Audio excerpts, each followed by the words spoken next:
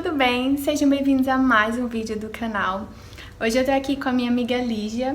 Oi! Ela também é comissária da Emirates, é minha vizinha. Aqui a gente mora na mesma acomodação, só que em apartamentos diferentes. E a gente veio bater um papo, né, sobre aviação. Ontem eu deixei uma caixinha de perguntas lá no meu Instagram, né, eu pedi que vocês mandassem os temas, sugestões, né, de assuntos, curiosidades que vocês gostariam de ver a gente falando aqui nesse vídeo. E a gente vai contar um pouco sobre as nossas experiências de acordo com os temas e os assuntos que vocês mandaram lá na caixinha de perguntas. E Lígia? Oi, gente, meu nome é Lígia, também trabalho aqui como comissária já há um tempinho, com a Vanessa, que é minha vizinha, né? Sim. Eu também tenho um blog, a Van vai deixar o endereço aqui pra vocês, é o Idas Entre Vindas, com posts sobre aviação, das segundas e quintas, lá no blog. E também eu coloco vídeos toda sexta-feira no IGTV, a Van coloca no sábado. Aí no final de semana vocês já tem bastante conteúdo, de sexta tem vídeo no meu IGTV, no Instagram, e de sábado tem os vídeos da Van no YouTube. Exatamente, gente. Eu vou deixar o link, né, do blog da Lígia aqui na descrição, vou deixar o Instagram dela aqui também para vocês seguirem. E é muito bom, ela posta conteúdos muito interessantes, né, referente à aviação, vocês que já estão me acompanhando, que têm vontade de ser comissário, ou só porque acham interessante, né, a nossa profissão, a rotina. Tenho certeza que vocês vão adorar, né, o blog dela e acompanhar ela nas redes sociais também. Então a gente vai começar, né, eu tô aqui com as perguntinhas. Ixi, vocês mandaram lá no Instagram, né? A Julia Góes 106 perguntou: oi, poderiam falar sobre como se arrumam para os voos? Beijinhos. Então, gente, a questão de se arrumar para o voo é melhor a gente mostrar do que a fazer gente um vídeo falar. mostrando a maquiagem. Isso, como a gente arruma o cabelo e tudo mais. E depois a gente vai fazer um vídeo, né? Depois a gente pode gravar um Se Arrume Comigo, onde a gente vai mostrar como que a gente se arruma para o voo, como que é a nossa rotina pré-voo também. Então, essa vai ficar para um próximo vídeo. Até porque também agora que a gente tá usando máscara e um monte de... Sim. PPIs, né? Essas coisas de proteção, a gente não tá passando batom. Mas aí essa vai ficar para um outro vídeo que a gente consegue, né, dar mais detalhes de como que é. Se vocês tiverem interesse em saber como que é esse padrão, né, de maquiagem, de cabelo exigido pela empresa, a gente pode fazer um outro vídeo depois falando especificamente sobre isso. Então vamos para a próxima. A Lá Coutinho perguntou: já rolou algum perrengue com vocês? A mesma pergunta que a Gi Geraldi fez, que é perguntando também o maior perrengue que a gente teve dentro do avião. Olha, eu posso falar que eu nunca tive muitas coisas sérias dentro do voo. Ainda bem, né? Sim. A gente estuda bastante, mas a gente nunca quer ter. O que eu tive uma vez foi um passageiro. A gente estava voltando da Tailândia, de Phuket, acho que era. E ele começou a beber muito dentro do voo, né? Ele começou a pedir bebida toda hora. A gente não pode, né, ficar servindo toda hora assim sem parar, porque a pessoa pode ficar intoxicada, ainda mais que tá num ambiente de pressurização. A gente tem que ter esse controle, né, pelos passageiros.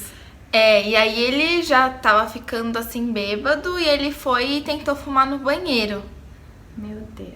E aí tem aquela coisa de formal warning. Então assim, foi um pouco tenso, mas deu tudo certo assim no final. Gente, acontece.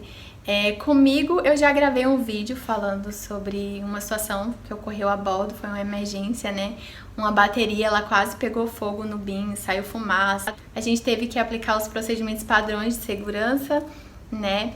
E quem tiver curiosidade em saber como foi, tá aqui no meu canal, né? O vídeo tá em inglês, porque eu tô mesclando, fazendo alguns vídeos em português, outros em inglês, pra ajudar quem tá estudando no listening. E eu vou deixar o link, né, desse vídeo aqui na descrição pra quem tiver curiosidade em saber como foi essa emergência que a gente passou a bordo. De perrengue mesmo, assim, que a gente passou foram esses. Vamos pra próxima. A Leile.Lima perguntou: fale um pouco sobre o treinamento da empresa. Acho muito interessante. Bom, se vocês entrarem no meu blog, tem 2 posts explicando sobre o treinamento, tá bem completo. Sim. Mas a gente não pode ficar dando, assim, muitos detalhes. É uma coisa que a gente assina um contrato, né, com a empresa. Exatamente. Então não tem, assim, foto das coisas. A gente tem pra recordação própria. As fotos, né, que a gente tira lá no Training College, mas a gente não pode postar essas fotos, nem dar muitos detalhes. Mas a gente pode falar mais ou menos, né, Sim, como que funciona, o que a gente estuda. Por exemplo, a gente estuda SEP, que é o Safety and Emergency Procedures, né? Os procedimentos de segurança e emergência que a gente aprende a bordo.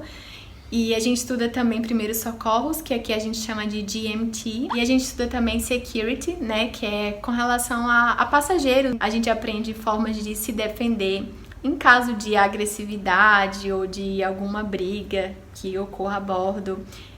A questão do hijacking, eu nunca vou saber falar isso em sequestro.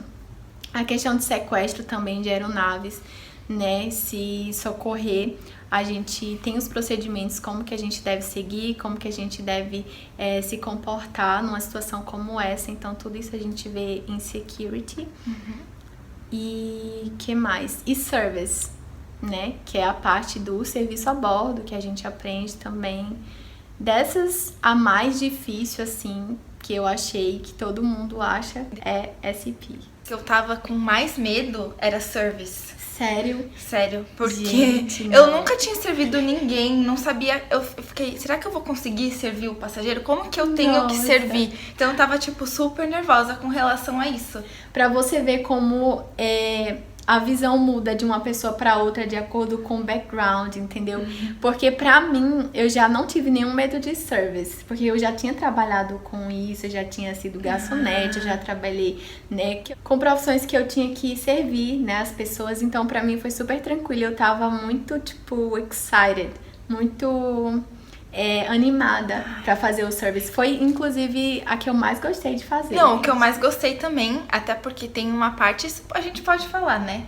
Que a gente faz as simulações e a gente come de graça. Sim! Essa parte é a melhor parte, que a gente simula uns voos, né? Mas eu também fiquei com um pouco de medo da prova das bebidas, sabe? Ah, eu também, menina, porque eu não entendo nada de bebida alcoólica. Eu não nem bebo bebida alcoólica, entendeu? E a gente tem que aprender as bebidas alcoólicas, como que faz lá. Os o nome, né? O nome, tipo, o nome que eu também. Fiquei mais Isso. assim. Eu também, porque eu não sabia, tipo, eu não tinha muita noção de bebida alcoólica, sabe? Também. Então eu tive dificuldade de aprender. Então eu ficava com medo do passageiro pedir uma bebida alcoólica ou pedir um drink, não ia saber na hora, né? Então é basicamente isso, né? Essa que eu falei de SEP é porque ela é muito intensa, é a primeira matéria que a gente estuda. Então a gente tem prova todos os dias, prova prática, prova escrita, prova oral. O único dia que a gente não tem prova é o primeiro. É verdade. Que eles estão apresentando o que é, mas no dia seguinte já tem a prova de turbulência, Exatamente, que eu lembro. Exatamente, gente, olha, já é assim, tudo muito rápido, tudo muito intenso, sabe? E eu lembro que a gente dormia muito pouco, porque a gente chegava em casa e ia estudar, tem uns e-learnings pra fazer. E no outro dia acordava super cedo, tipo 4 da manhã, pra pegar o ônibus e ir pro Training College. Então, assim, é bem intenso mesmo. É que não é só pegar aí, né? Tem que se arrumar. Então, as meninas têm que fazer o cabelo, tem que fazer a maquiagem. Então, demora. No início, a gente acaba demorando mais, né? Porque a gente não tem experiência, aí tem que caprichar, aquela coisa, né? A preocupação de estar sempre impecável, né? O padrão que a empresa pede. Então, é basicamente isso. Acho que deu pra vocês terem mais ou menos uma noção de como que é o treinamento. Então, vamos pra próxima. O Vinícius Lacerda perguntou: como se dar bem nas entrevistas com inglês intermediário, tanto no Brasil quanto em Dubai? Então, aqui na empresa, por exemplo, a gente já ouviu casos de pessoas que conseguiu passar no processo com inglês intermediário, né? Mas assim, se você estuda o processo, você sabe como é, não tem muito mistério com relação ao inglês. Eu acredito que o inglês intermediário, se for um intermediário para avançado, que você consegue se comunicar, consegue. você consegue. O problema é quando chega aqui. Porque aí o treinamento é todo em inglês, você vai se comunicar com todo mundo, seus superiores, seus colegas. Todas as dúvidas que você tiver, o que você precisar, você vai precisar se comunicar em inglês. E você precisa entender também, assim. No meu caso, mesmo com o inglês fluente, eu tive dificuldade de entender alguns sotaques. Por exemplo, eu tive um treinador da Nova Zelândia que o sotaque dele, olha, era muito difícil de entender. Ele falava muito rápido e eu sofri um pouquinho.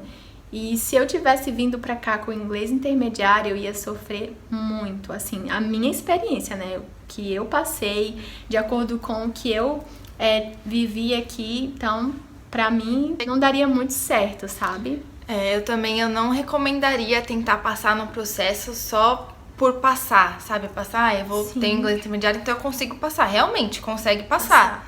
Mas aí quando chega aqui, tem que estudar 2 meses em inglês. E é tudo em inglês. Tem prova oral que você tem que falar tudo em inglês. Prova escrita, prova no computador. Todo o conteúdo é passado em inglês. E a gente faz o check de 2 aeronaves muito grandes, né? Que é o A380 e o 777, o B777. E tudo é em inglês, sabe? A questão da terminologia da aviação também, do conteúdo realmente que a gente estuda. E a gente acaba tendo que descobrir o significado de algumas palavras quando a gente está estudando, porque a gente não vai ter o vocabulário completo, né, da aviação. Eu nunca tinha estudado a aviação, por exemplo, então eu cheguei aqui, tudo pra mim foi novo. Agora eu não sei se talvez quem fez o curso de aviação no Brasil vai conseguir entender melhor, se tiver o inglês. Eu fiz, na verdade. Ah, é? Mas assim, eu não acho assim, algumas coisas sim, eu estudei no curso lá do Brasil, que quando eu cheguei aqui eu vi, lembrei disso do curso.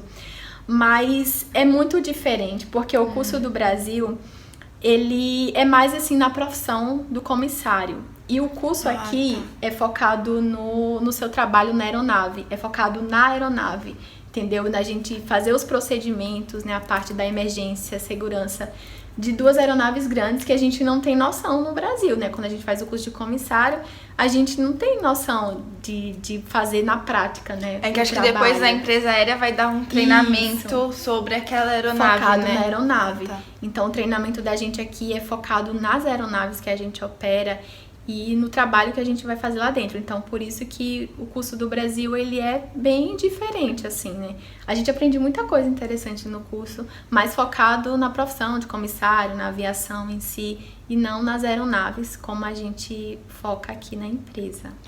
Bom, aí ele pergunta também nos processos do Brasil, né? Sim. Eu não sei como que funciona o processo do Brasil, mas eu acredito que com o inglês intermediário é tranquilo. Sim, eu também. Eu fiz um processo seletivo no Brasil, que foi o da Latam, né? Eu fui até a etapa que eu ia para presencial, mas eu recebi minha Golden Call e não dei continuação. Mas assim, pra mim foi bem tranquilo. A parte que eu fiz online, né, através do vídeo, era só para responder 1 ou era 2 perguntinhas em inglês.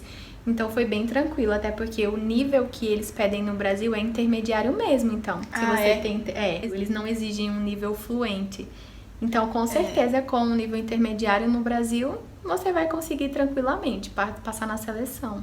Mas nunca deixe de estudar o inglês, é um aprendizado contínuo, porque se você passar numa empresa do Brasil, se você quiser avançar para as outras classes, você vai ter que cada vez ter um inglês melhor. Eu acho que eles cobram isso, né? E eu não acredito nesse negócio de, tipo, inglês pra comissário, sabe? Você tem que aprender o inglês pra vida, sabe? Porque imagina você só estuda inglês pra fazer o processo seletivo, como você citou. Você só sabe aquilo engessado, só pro processo seletivo. Quando você vai trabalhar e um passageiro, por exemplo, lhe pergunta alguma coisa, ou você tem que ter uma conversa com alguém, você não vai saber conversar sobre o assunto. Ou você tem uma emergência no avião, porque pode ocorrer com qualquer um. Exatamente. E aí a gente aprende, né, que em algumas emergências você tem o papel de ser o communicator. Que você vai ter que pegar o interfone e comunicar com o comandante tudo o que tá acontecendo. Então, olha, tem uma fumaça aqui, 3 assentos, vai ter que dar todas as informações. Se você não tiver essa desenvoltura de comunicar essas coisas em inglês, pode acontecer uma tragédia, a gente não sabe. Exatamente, porque eles querem a descrição de tudo, né? De tudo que tá acontecendo ali na cena, a gente tem que descrever, né? A hora, o local e várias informações que, se você não tiver um nível de inglês assim, você não vai conseguir falar, né? Se expressar, e isso pode até piorar a situação. Então é isso, gente. Vamos para a próxima. O Diego Amarante perguntou: se voo pegou turbulência forte, algum passageiro ficou com medo e foi pedir ajuda aos comissários? Acho que ele quis dizer, no voo já pegou alguma turbulência, os passageiros foram pedir ajuda aos comissários? Então, turbulência a gente já pegou, né? Sim. Várias. Mas nenhum passageiro veio me pedir ajuda. Não. Assim, é engraçado que quando tem assim a turbulência, que é aquela que a gente não tá esperando, que é a de... Inesperada. A turbulência lá de céu claro, é assim que fala em português, né? A gente senta assim também, sem saber muito o que tá acontecendo, quanto tempo vai durar, e a gente consegue ver na cara dos passageiros que eles também ficam um pouco apreensivos, mas ninguém pede assim ajuda, nunca Exatamente, tive. Eu também não. Mas a gente mantém a pose, assim, às vezes eu falo, eita, agora o negócio... É verdade. Mas eu fico tipo assim, como se fosse uma coisa super normal. Isso eu também, sabe? Eu tento me mostrar sempre tranquila, porque na verdade eu sempre fico tranquila. A gente tava até conversando antes do vídeo aqui, que a gente gosta de turbulência, assim. Eu sou bem doida, eu gosto, adoro turbulência. Quando tem uma turbulência, gente, eu acho que é uma aventura, sabe? Parece tipo montanha-russa, eu gosto muito. Montanha-russa, exatamente. Então, assim, é tipo algo muito... como é que eu posso dizer? É como se fosse uma aventura mesmo. Tipo, acontece de eu estar fazendo o service, do nada começa a turbulência. Aí, tipo, se for tranquilo, eu ainda continuo fazendo o service. Mas aí, quando começa a ficar realmente um negócio pesado, daí a gente bota o break, volta pro jump seat, coloca o cinto de segurança, né? E espera ali passar pra gente poder voltar e dar continuidade ao service. Mas, assim, é bem legal. Eu sempre quis pegar, assim, turbulência. Eu nunca tinha pego como passageira, né? Mas depois que eu comecei a voar, então, assim, sempre tem. Gente que tem a minha medo. mãe tem medo. Mas é bom lembrar que a turbulência não derruba o avião. Então, não precisa ter medo. Só segura e enjoy the ride. Bem isso mesmo, gente. As fases mais críticas do voo é pouso e decolagem. Turbulência, pode ficar tranquilo que não vai acontecer nada mais do que uns chacoalhos ali. Mas é importante estar sempre de cinto de segurança, né? Porque se pega uma turbulência assim inesperada desse nível assim, é capaz de você ir lá em cima. Bater a cabeça e tudo, Como eu já vi casos, né? Enfim. Vamos para a próxima. A Vivia.skj perguntou: contem sobre o CRC. Algum hábito que vocês adquiriram para ter um melhor descanso? Olha, não sou parâmetro, porque eu fecho o olho e eu durmo. No CRC, então... Ai, gente, com certeza, eu também. Eu não tenho dificuldade de dormir. Tem muitos colegas, né, da gente que fala que não consegue dormir no CRC. Mas, assim, eu vou explicar uma coisa pra vocês. O A380, a gente tem dois tipos de CRC. É dois, né? Dois. Que é um lower deck, que a gente chama, e um main deck. O main deck é que fica na altura, né, ali do assento dos passageiros. E o lower deck, acho que a gente desce. Tem uma escadinha que ele fica no cargo. Então, quando eu fui no lower deck pela primeira vez, eu achei muito assustador, gente, ali dentro. Eu não sei, porque é muito escuro, aí tem tipo umas beliches, sabe? E a gente sabe que ali é no cargo, então não sei, eu senti medo. Mas assim, eu gostei muito quando eu me deitei pra dormir, porque lá o vento é muito forte, entendeu? O vento passa assim por debaixo do avião, então tem muita turbulência. E eu acho muito legal. A gente tem a sensação, né, que ele vai subindo e descendo. Nossa, parece muito que você tá legal. assim. Nossa, verdade, é o melhor sono. Eu gosto muito. Eu também. Eu adoro dormir no CRC. Mas assim, o meu preferido é o do 777, né? O do Boeing. Sim. Eu gosto muito também dele. A gente sobe uma escadinha, né? Que é na parte de cima. Na parte de cima, isso.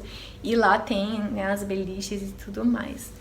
Mas assim, eu não tenho nem problema também, realmente. Mas aí lá no CRC, não sei se alguém já viu foto de lá de dentro. e tal, mas a gente tem as mesmas televisões que tem nos assentos. Então a gente pode, durante esse break, a gente pode ouvir música, ver filme. Tem até, eu já usei uma vez que eu tava com um pouco de dificuldade pra dormir, mas era um break que a gente tinha no próprio assento, sabe? Ah, eu já tive no 777, né? Eu tive num voo pra Manila, a gente teve no assento. Então eu tava com um pouco de dificuldade pra dormir no assento. E aí tem uma playlist lá na screen. Na tela lá tem uma playlist. Você vai na parte de música, tem uma playlist de músicas pra dormir. Então eu coloquei gente, isso e quando eu me dei conta já tinham me chamado já pra levantar, que eu dormi. Ai, mas é legal, gente. Eu gosto muito de dormir no CRC. Mas tem gente que realmente tem muita dificuldade. Pois é. O Frango Gel perguntou: quais foram os materiais e hábitos que mais te ajudaram nos meses que antecederam os seus processos? No meu caso, gente, foi exatamente o que vocês estão fazendo agora, assistir vídeo no YouTube, sabe? Eu assisti muitos vídeos, né, de pessoas contando experiência de como que foi o Open Day, Assessment Day, Final Interview, que me ajudou bastante, né? Eu lembro que quando eu me interessei em participar, porque eu não tinha muita noção do que era o processo seletivo, eu comecei a pesquisar, eu li alguns artigos de blog, de gente que tinha blog na época explicando como foi, só pra ter meio que uma noção do que eu poderia esperar, né? Pra não chegar lá e dar de cara com alguma coisa que eu não estava esperando. Mas cada Open Day vai ser de um jeito. O meu foi diferente de outros relatos que eu vi, mas segue meio que uma mesma estrutura. Tem um livro que eu li, e aí foi uma preparação mais pro Assessment Day, porque o Open Day é uma coisa tão rápida, dura bastante tempo, mas é uma coisa tão rápida que não precisa de muito preparo, a não ser meio que ler o que você vai esperar no dia. Mas aí um livro que eu li pro Assessment Day, e aí foi pro meu segundo Assessment Day, porque no primeiro eu não passei. Eu também, passei de segunda. Eu li um livro que chama Manual de Persuasão do FBI. É um livro que não tem a ver, mas assim, pelo título você fala, nossa, pelo título eu fiquei pensando, não tem que tem a ver com o processo. Mas é que nesse livro, o cara que escreveu, ele era um ex-agente do FBI, que ele conta as técnicas que eles utilizavam lá pra convencer algumas pessoas a darem informação, coisa de inteligência mesmo. Mas um capítulo que é muito interessante, que ele vai abordando também através do livro, é a questão da linguagem corporal. Então, às vezes, muito interessante. A gente tá num processo seletivo, e aí vale pra qualquer processo seletivo, e você tá mostrando uma linguagem corporal que não é a linguagem corporal esperada do recrutador. Exatamente. E você faz isso inconscientemente quando você não tem noção de que o seu corpo fala. Tem até um livro também que é O Corpo Fala, que ele fala muito sobre isso que você tá falando aí, da linguagem corporal e tal. Eu já comecei a ler, mas eu não terminei.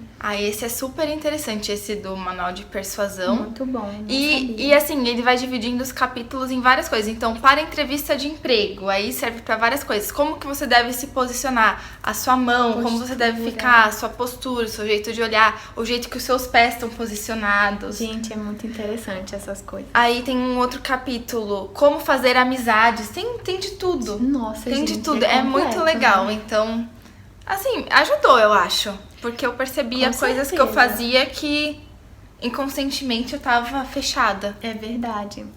Mas gente, é muito interessante estudar essas coisas. Eu também estudei por um livro que se chama How to Become a Flight Attendant in the Middle East, que é muito bom. Ele fala muito sobre os processos, né, aqui no Oriente Médio. Legal. Eles descrevem como que funciona o processo, as dinâmicas, né, as provas. Tem até um exemplo lá das provas, os testes de inglês. Nossa, então bom. Eu li esse livro várias vezes. Ele é muito bom para você se preparar para o processo em si, né, como que funciona, né, as dinâmicas e tudo mais, quanto para você ganhar vocabulário, porque tem muito vocabulário lá referente à aviação também. Então eu super recomendo esse livro. Ele tem gratuito na internet, só você jogar lá no Google que você vai conseguir achar ele e fazer o download. Eu vou procurar, né, porque o meu foi uma colega que mandou pelo WhatsApp, mas eu vou ver se eu consigo achar ele e aí eu deixo o link aqui na descrição também. A Lígia vai me mandar o link do dela também, que ela comprou na Amazon, e eu vou deixar o link aqui embaixo pra quem se interessar e comprar, porque vale muito a pena. Ai, vale pra tudo, né? É verdade. Vamos pra próxima. A Lá Coutinho perguntou: o melhor e pior destino? Na minha opinião, o melhor destino, acho que vocês já sabem de tanto que eu falo, que é a Austrália. Ah, a Austrália é muito legal. Foi o melhor país assim, que eu já visitei. Não só o país, mas o voo pra lá é maravilhoso. Os passageiros muito educados, muito simpáticos, sabe? É incrível. Eu simplesmente amei. Fui pra 2 destinos na Austrália. Fui pra Perth, que foi meu primeiro voo operacional, e fui pra Brisbane. Então, a Austrália, assim, já mora no meu coração. E, assim, pior destino... Assim, Paris, eu não posso dizer que é o pior destino, porque Paris é muito bonito, sabe? Mas, assim, Paris não superou as minhas expectativas. Eu não gostei muito, mas por outros motivos que depois eu posso falar pra vocês em um outro vídeo. E aí, agora você, Lígia, o melhor e o pior destino pra você. Tá, o melhor destino foi Tunísia. Eu, assim, fui surpreendida pela beleza daquele lugar. Eu não tava esperando muito. Quando eu cheguei lá, assim, parecia a Grécia. Nunca fui pra Grécia. Nossa, meu sonho ir pra Grécia. Mas, é muito depois que eu tava lindo, pesquisando sobre, fala que tem uma influência grega. Então, assim, é maravilhoso a Tunísia. Eu, assim, queria voltar pra lá mais 10 vezes se eu pudesse. Nossa, muito lindo, muito lindo. Maravilhoso. E o pior destino, com toda certeza, é Paris. A gente não combinou. E a gente não combinou, Não. nada combinado. Não. A gente veio aqui. Na verdade, antes do vídeo a gente tava conversando, né? Debatendo sobre as perguntas que vocês mandaram. E quando a gente foi falar sobre melhor e pior destino, eu falei pra Lígia de Paris e ela falou também que ela não gostou de Paris. Então, quando a gente começou a poder bidar pros voos, eu bidei pra Paris, porque meu sonho era conhecer Com Paris. certeza, Imagina gente. que eu tô trabalhando aqui, eu não vou E pra não vai Paris. pra Paris. Eu tive assim, meu sonho é ir pra Exatamente. Paris, quero ir Pra pra mim Paris. também. E assim, faz muitos anos que eu quero ir pra Paris e eu nunca pude, nunca tive condições de ir. verdade. Aí eu falei, agora eu vou pedir Paris. Pedi Paris, eles me deram 2 voos. Eu fiquei, meu Deus, Nossa, agora. maravilhoso. Aí a primeira vez eu fui pra Disney, foi muito legal. Não vou reclamar que dessa lindo, vez, gente. porque eu passei o dia na Disney. Então eu não tive contato com as pessoas de fora de lá. Então foi maravilhoso. Mas aí no segundo voo que eu fui pra explorar, ir pra Torre Eiffel, eu tava com uma outra menina passeando por lá. E aí na volta a gente tinha que pegar o metrô pra voltar pro hotel.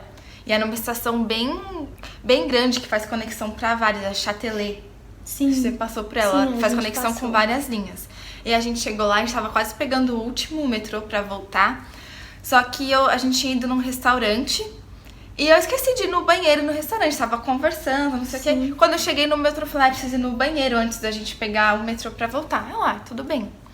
Aí tinha lá um banheiro, eu tentei acessar, tinha que apertar um botão pra acessar o banheiro, a porta do banheiro, e o banheiro não abria. Só que não tinha ninguém. Eu fiquei esperando 5 minutos e ninguém saiu. Aí fui no balcão de informação do próprio metrô, com a funcionária do metrô, era uma moça. Aí eu perguntei, né, eu poderia usar o banheiro naquele francês assim, super básico. Aí ela falou que eu não poderia usar porque o banheiro tava fechado. Aí eu falei, mas como assim? Ela, o banheiro fecha às 10h30. Falei, então depois das 10h30 eu não posso fazer xixi. Qual o problema, gente? E ela, ela não queria abrir a porta pra poder fazer o xixi. E aí ela falou que eu podia sair do metrô pra procurar um banheiro. Eu saí correndo, deixei a menina lá esperando. Não achei, tava tudo fechado, os lugares já estavam super Deus, tarde. que desespero, Aí eu gente. voltei no balcão de informação, só que atrás, onde ela tava no balcão, tinha um banheiro de funcionário. E aí a menina que tava comigo viu, ela falou assim, você não pode abrir esse banheiro pra ela? Ela falou assim, não. E ela pegou as coisas dela, fechou o balcão de informação e saiu. Meu Deus. Mas assim, eu quase fiz xixi na calça, eu chorei. Imagino, cara. Assim, eu tava que muito, sensação horrível. muito. Aí a sorte foi que um outro funcionário do metrô que tava limpando as escadas, eu falei com ele assim, eu tava chorando, eu já tava fazendo quase xixi nas calças, Nossa, realmente, eu tava gente, saindo por aqui coitada. quase por baixo. Meu Deus. Aí eu falei pra ele, pelo amor de Deus, eu preciso usar um banheiro, eu vou fazer xixi nas calças. Ele me levou num banheiro de funcionário e abriu a porta pra mim. Gente do céu, que história. Por causa de um banheiro, gente. Um banheiro. Abrir, o que custa abrir um banheiro, né, pra pessoa usar, sabe? Nossa, eu não quero mais voltar lá não, Não gente. quero, é Só se for pra ir verdade. pra Disney, porque a Disney é um outro mundo. Aí é outra coisa, É outro né? mundo, é diferente. Exatamente, é diferente. Mas é isso. E vamos para a última pergunta, que é a da Naveraldo. Minha amiga Ná, beijo pra você que tá sempre acompanhando o canal. Ela perguntou, Team B777 ou Team A380? Então a gente vai falar juntas, né, o que a gente prefere. Tá, vamos lá. 1, 2, 3 e... 777! Então, gente, assim, pra voar como tripulante, tanto eu quanto a Lígia, a gente prefere o 777, né, que é o B777. Porque, no meu caso, eu adoro a Galley, porque é muito grande, sabe? Você consegue fazer as coisas lá com bem mais tranquilidade, consegue reunir a crew lá e ter mais espaço pra você realmente trabalhar. E eu acho assim, eu não sei, eu acho que talvez também o treinamento. Foi a primeira aeronave que eu fiz check, então Eu também. eu fiquei, sabe, eu tenho um carinho a mais pelo 777. Mas assim, pra viajar como passageira, eu prefiro o A380, porque eu acho que ele é mais confortável, né? Ele é um avião maior e eu tenho uma sensação de que eu sinto mais confortável viajando como passageiro nele. Mas para trabalhar como tripulante, eu prefiro o 777. Então, é isso, gente. Essas foram as perguntas, né? Esses foram os temas que vocês deixaram lá no meu Instagram. Espero que a gente tenha conseguido esclarecer para vocês essas dúvidas, essas curiosidades. E se vocês tiverem mais alguma pergunta, algo que vocês queiram saber, pode mandar para mim, como pode mandar para a Lígia também lá no Instagram dela. Estamos de folga muitos dias, então temos tempo para conversar. É verdade, aproveitem que a gente tá voando pouco agora, que a gente tem tempo, né, de gravar, de responder pergunta, de ajudar. Obrigada pelo convite. Ai, eu que agradeço por você ter aceitado gravar. Agora tem que gravar lá pro meu, mas aí vamos Sim, esperar as coisas, exatamente. né? A gente vai gravar um IGTV pro seu Instagram também. E depois a gente volta com mais novidades pra vocês.